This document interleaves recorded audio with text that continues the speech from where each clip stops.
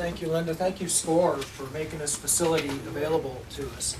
My name is Roger Royse. I'm a lawyer, a business lawyer with offices in San Francisco, Palo Alto, and Los Angeles.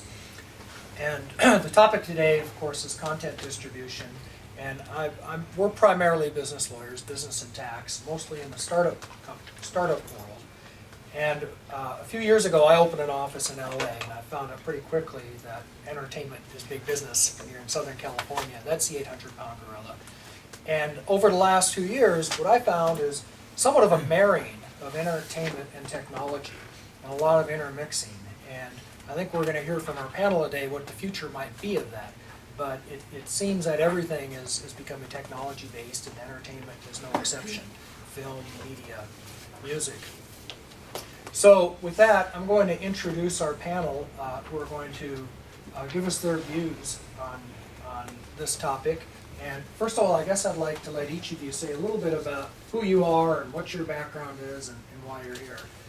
First, Lynn, why don't you go ahead? Lynn Williams, My Soiree. Yes, hello everyone. So today I am the producer and the host of a weekly reality show called Art Rocks. And it's a reality show about studio artists that are creating artwork each week. 3 artists are pitted against each other, and the audience is the judge and jury. I gave you each a flyer. If you didn't get one, please see me on the way out. I'm invited to the show this Saturday. It's at the Cellar. But people ask me, how do you get to be the host and producer of a TV show? And I didn't try out for this. What happened was I started an online art gallery called My Soiree.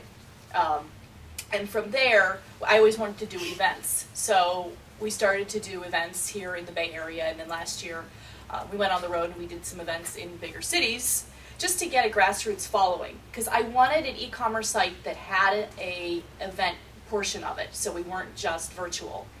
From doing these live events, it was like by the 3rd event, we were like, we need to get this on TV. These artists are interesting, there's something here to tell, there's a story here. So we came back at the beginning of this year, and my DJ said, well, I've got a venue for you to do a show every week. You can get a footprint here in San Francisco. I said, I don't want to do a show unless we videotape it, because you want to get that life out of these events. You don't want to just have one event and have it disappear. So we kind of manipulated the show, and from that, in the manner of bridging this e-commerce and entertainment, I said, I want to be able to sell product at the show. I want to incorporate that into the event. So our show is a reality show. Artists gather votes, and as well as the e-commerce portion that combines the e-commerce site is that for every $1 that the artists sell of artwork online also contributes to their votes, which is something that I think is unique in terms that American Idol didn't do. Glee has started to do it. You know, Glee sells so many of their one hits from their shows each week. Generates a considerable amount of revenue for them. So I really see a real change coming in terms of what we get out of television and the ability to sell product through shows, directly. So that's how I came to produce a reality show each week. So we're growing, so please feel free to come, and we'll talk a little more about the workings behind it. Thank you, Lynn. Elizabeth Hess is a lawyer and entertainment lawyer here in San Francisco. Thank you. It's Hassie. Hassie, Okay. sorry. Just so you know. Yeah, and I've been media. I guess I've evolved with the media. I started practicing law in '82, and the first clients I had of my own were authors of literary works. And then a couple of them had books that became movies, and I learned how to do filmmaking law. And then, people soon were doing all kinds of multimedia, it was first called, before it became multiple platforms and new media, and so pretty much my career has evolved along with that. I've now been practicing for about 30 years, and it feels like I have to work harder all the time to keep up with my field. It's not good. When I went to both in in the early 80s, there were actually no IP classes during the time I was there. There was one trademark elective. That was it. Now I would say that the majority of the courses are IP-based or IP-oriented, meaning they're patent, trademark, copyright, trade secret, something about licensing, those kinds of relationships and issues. And it's grown, the practice has grown with that complexity, and I've always had this, I'm based in San Francisco. I do a lot of international work. One of the opportunities I had to do during the course of my career was to work on new legislation in a lot of transitioning countries, Eastern Europe, in Africa, and in Asia. I've worked on IP legislation and on media legislation, and been able to develop some international practice out of that. I also work a fair amount with clients in New York and LA by virtue of just the nature of my practice. And I've always had this tug, do I want to work in LA or do I want to work in San Francisco? It's interesting to have an IP practice in San Francisco. You tend to have a much more broadly defined practice than you in LA. You might do a specific kind of contract or relationship or deal with specific part of the industry. Maybe you do primarily distribution contracts, for example. If you're a San Francisco attorney in the media, tech, e-commerce field, you're much more broadly defined. It's a little scarier in terms of what you need to know. I think it's more fun as a professional, and maybe more challenging, more rewarding to do that. And I enjoy that. I also teach, and I spend about a third of my practice doing mediations in the IP and complex business dispute world, and enjoy figuring out how to get people out of disputes. Okay. Sheridan? Great, well, I'll need your help someday. My name is Sheridan Tatsuno. I'm kind of a hybrid. I'm an urban planner by training. I'm a tech strategist in high-tech business, and I'm a filmmaker, screenwriter filmmaker. So I kind of cross hybrid between Hollywood, so to speak, and Silicon Valley. I'm trained in housing community development. I actually worked in downtown San Francisco with architecture firms and Bechtel, so I did that, and I got bored. So I took some writing classes, best investment I ever made at UC Berkeley Extension, novel writing, screenplays, and short stories, and got all my short stories published. And I was writing a novel on Hiroshima, and was talked into being a PR guy for the survivors of Hiroshima and Nagasaki, 300 people in California. So I was the guy who was trying to get public media attention to educate the public about the situation. And then we had this young fellow named Stephen Okazaki, a San Francisco State MFA program, 27-year-old cartoonist, whose mother said, grow up and get a job. So he said, I'm going to do a 5-minute video on Hiroshima. And being a writer, I said, Stephen, you can't say anything in 5 minutes. It's 1 hour PBS, I don't say it at all. And he said, give me a break. I've never held a camera. I don't want to be in this class, really, but I have to do it. So I said, I don't care. I'm a writer. 1 hour, don't do it.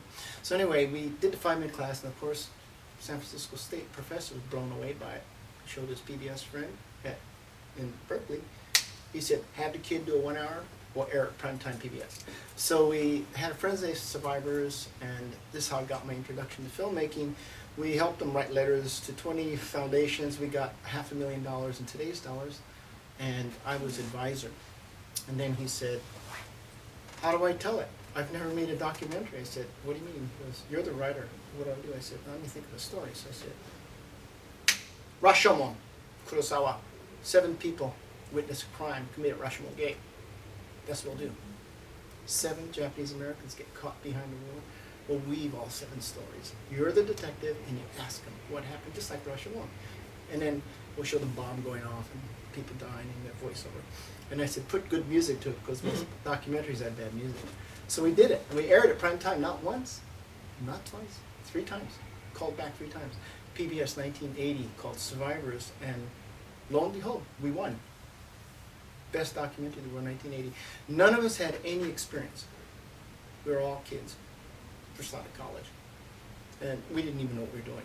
But we had a great start. So one thing I tell people is that swing for the fences the first time out and get good advisors. Stephen Okazaki went on later, and he's been nominated for 4 Oscars already. He's one of the best filmmakers in the Bay Area. He's won the second time, but I haven't worked with him since then, just the first time. So I've done that, and then I use fiction writing techniques in my business books. So I was in Silicon Valley, and I wrote books on Japan during the boom. So the editor said, "Sheridan, your books are boring. It looks like a PhD dissertation." I said, "I know, it's meant to be one." So he said, "Can't you make it interesting?" So I use my fiction writing techniques, the hook on the first line, visuals, blah, blah, blah. They both got optioned for television immediately, PBS and British television. And I got hired as an advisor, and he said, "We have a question. All of us were guessing back in PBS and British television. Are you a writer, fiction writer?" I'm like, "Yeah." He goes, "We thought so, because you write perfectly for the big screen. Because you have a hook on the first line, the character, you have things, you put it through, it's like bam, bam, bam, bam. We could see shooting every scene. Before you know it, page 10, you open every business page like a movie. We'd never seen it before." And that was rare back in the 80s, until Barbarians at the Gate. And then that changed the industry. So basically, I was lucky, I got 3. I wasn't trained in film, but I'm a writer. And one thing I can tell you is that it doesn't matter what you're creating, game, stories, ads, whatever. If you don't have a great story, don't say it. It's a waste of time. There's a lot of trivia. And if you have a good story, you can make some great movies. So for example, we had one woman who was survivor of the Chernobyl. I said, "Hey, take your home movie camera, go there, visit your family." She did it. She did it. Edited it. She goes, "How do I edit?" Just had to go take a class. She edited it. She won at the LA Film Festival with a 28-minute documentary on Chernobyl. So, great story. So that's kind of how I got started. And then, but I'm in high tech. I do a lot of consulting for high tech companies, and so I've been doing that. Pays the bills. Because my friend said, "You have a choice. You can go to UCLA Film School or USC, get a film degree, and do corporate ads for the rest of your life to pay the bills. Or you can do something else." And I said, "I think I'd rather do something else." And then write. And then, see, the problem is most of the people I know, they go into filmmaking, they end up being corporate ad boys. And they do like dog food and smoke and whatever. And they hate it, but they do it because the money's too good. And I didn't want to go that route. So I decided just to do, I call it an honest job, do the work I believe, and then just write independently, because then I have to create freedom to do whatever I want. And I don't feel obligated. So I'm a screenwriter. I'm writing my 15th screenplay. I'm going to start producing it. It's called Tiger Ladies. It's about 2 women who've been thrown out of work and are homeless in San Francisco. It's a comedy. So I'm working. I have an actress. She's from Beijing, so she's on it now. And so we're going to start building a team. So that's what I'm doing. Thanks, Sheridan.